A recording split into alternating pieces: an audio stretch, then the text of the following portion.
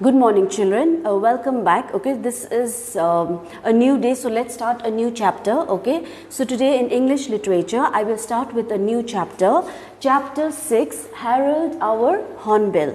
Okay, I had sent you the pictures of the chapter in the morning itself, right? So please, I think some of you don't have the book, so please go through it and read the chapter. Okay, because right now it is not possible for me to do the reading every time. Okay, so you have to read the chapter. If you have any doubts, please ask me. Alright, so if you see here, this story is by Ruskin Bond.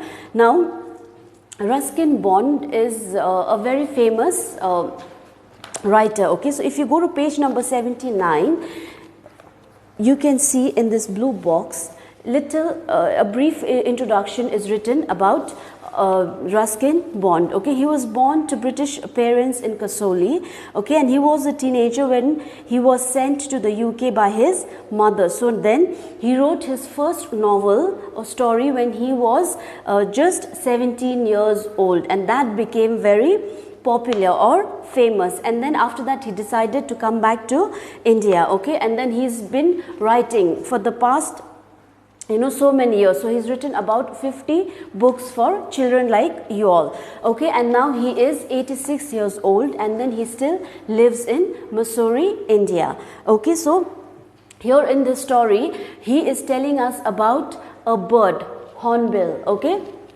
and the name of the bird was Harold. Okay, so I think in science also you are studying about birds, right? So if you go to this page number 76, okay, look at the first picture. This picture is of a hornbill. Okay, so I want you to draw or paste pictures of a hornbill in your copy, and this is a new chapter, so please start in a new page. Okay, you will write chapter 6 like this, Harold our Hornbill, and then you will draw or you will stick a picture, okay, of the hornbill. Now let's get back to the book. Harold was not beautiful by Hollywood standards. That means he was not very handsome, not very good looking. Okay, by Hollywood is where your English movies are made. Okay, the home of the US film industry in California. Okay, just remember, Hollywood is where English movies are made. Okay, so he had a small body and a large head. So the body was very small, but he had a very large head.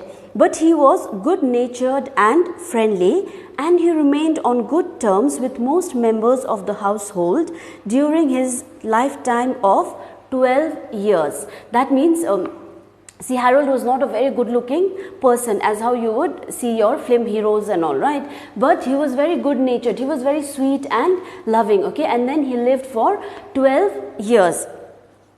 So Harold's best friends were those who fed him, and he was willing even to share his food with us, sometimes trying to feed me with his great beak. Okay, so now the poet Ruskin Bond was friend with Harold. Okay, so they would even share food. I think even during lunchtime and all, that's what we do, right? We sit with our friends and then we share our lunch boxes, right? So the same way they also used to share. They were like friends. Okay, though the poet is a boy, okay, human being, and Harold is a hornbill bird. Okay, so while I turned down his offers, turned down is rejected his offers, or maybe he did not want to have the food that Harold gave him or offered. Okay, and the food was not like your what we eat, right? It was beetles and similar delicacies or food items, right?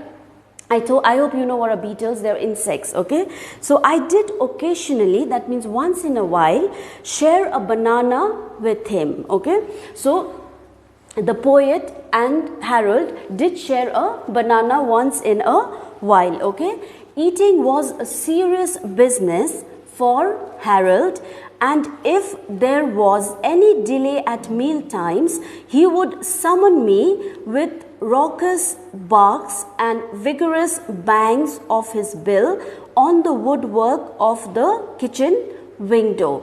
Okay, so if you this says that Harold used to love eating. Okay, so if there was little late, normally we have breakfast, lunch and dinner, right? So for Harold also, if there was little delay in feeding him, he would maybe shout loudly, okay, and then woodwork. If you see, woodwork on of the kitchen window is the wooden part of the kitchen. So maybe he would bang on it with his beak. Okay.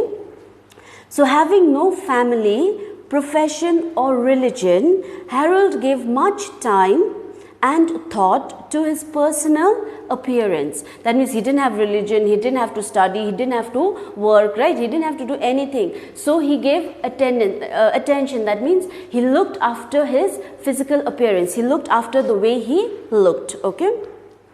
He carried a rouge pot on his person and used it very skillfully as an item of his morning toilet. That means rouge is something, I think there's the meaning also, it's a red powder or cream used to color the cheeks or lips, okay.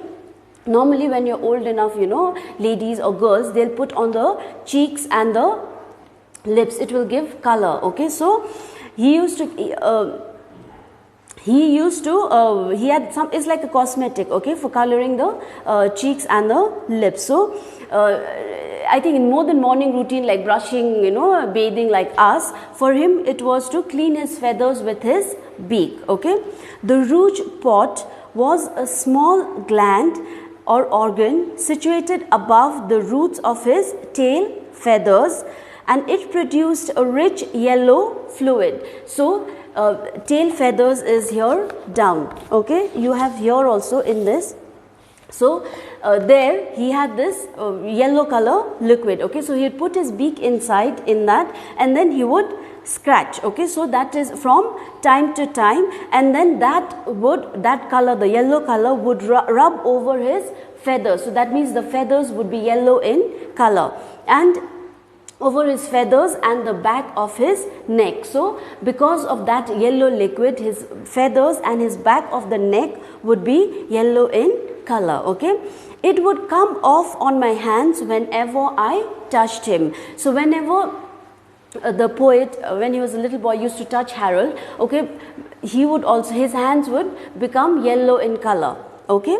Harold would toy or play with anything bright or glittery, often swallowing it afterwards. So normally what do? We tell you, know, when you are small also, that you should not swallow whatever you get, right? So the same thing, Harold has this bright habit. Whatever was shining and glittery, you know, he used to like it, and then later he would swallow it, okay. He loved bananas and dates and balls of boiled rice. So that is what he ate, okay. He ate bananas, dates and rice. Rice, boiled rice, just make it into ball, okay. That's what was given to him, okay.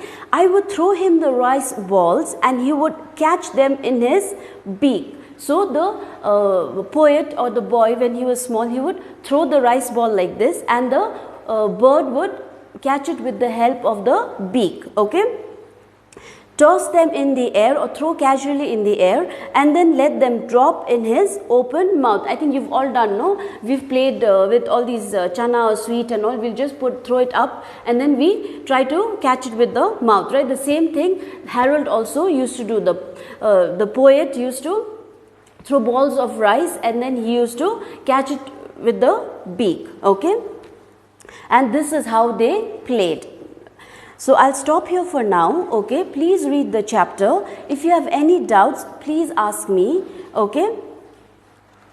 And your homework is to do this. Draw or paste picture of a hornbill in your copy, okay. And one more thing, if you go to page number 75, okay, project 1.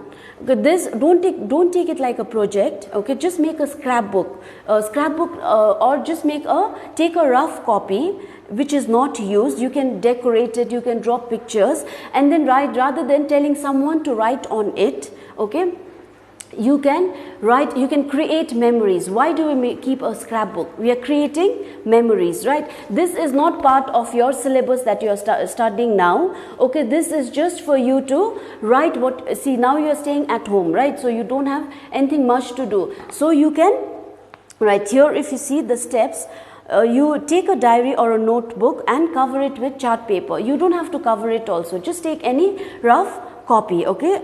Then you decorate it. It's up to you. You can stick pictures, you can, you know, draw flowers, anything you want to draw and color on it, okay. Write your name, of course.